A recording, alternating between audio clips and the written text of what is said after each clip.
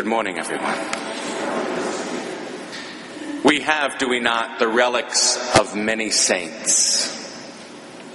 There are different classes of relics. A first-class relic is, of course, from the saint's own body, a piece of hair or bone. Here in our church, we have a first-class relic of St. Catherine of Siena right behind me. Personally, I have a first-class relic of St. John Neumann and St. John Vianney. There are first-class relics of St. Padre Pio, Thomas Aquinas, John of the Cross, Teresa of Avila, etc., etc. But nowhere in the world will you find a first-class relic of the Blessed Virgin Mary. The most, if you will, honored of all saints, and so she should be, the one to whom probably most Catholics have a great devotion to, as they should. There is not a single example in the world of any relic from the Blessed Virgin Mary. Today we celebrate the reason why. Today we celebrate the Assumption of the Blessed Virgin Mary, the firm and infallible belief that Mary at the end of her earthly life was assumed body and soul into heaven. Because she was the Immaculate Ark of the Covenant who gave birth to the Son of God, destined to rule all nations, as the book of Revelation says. Because her Son conquered not only sin, but death itself. She was the first to share in the fullness of resurrected life, heavenly life, body and soul, merited by her Son.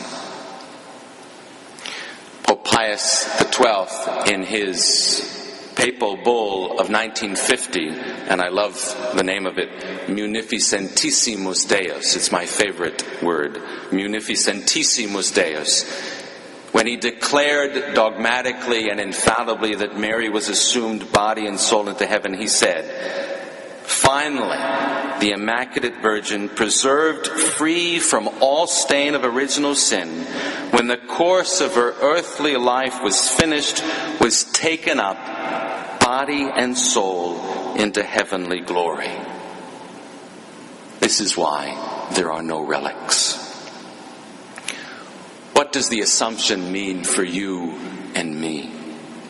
Well, first of all, the Assumption of our Blessed Mother points the way for us.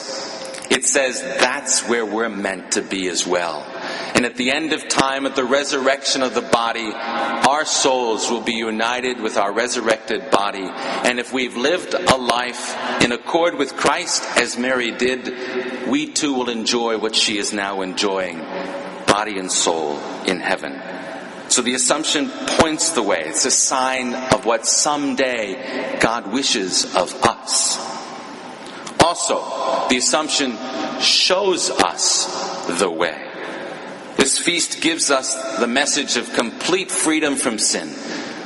That's the reason why the Blessed Mother was assumed into heaven, because not only of her Immaculate Conception, but because she was freed from all personal sin.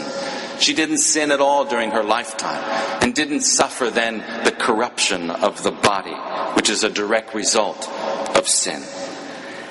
That means that our way to heaven is, with the grace of God, to be free from sin. Not following the way of sin, but following the way of grace. Mary, who is full of grace, shows us the way to heaven. And finally, this great solemnity of the Assumption not only points the way, shows us the way, but gives us a helper along the way. Remember, you and I don't have a relic of the Blessed Virgin Mary, because she is body and soul in heaven, interceding for us, being a mother for us, helping us on our journey to our ultimate destiny. So, if you're looking for that relic, stop looking And we ask that our Blessed Virgin Mary, assumed body and soul, might help us on our way to being just like her in heaven.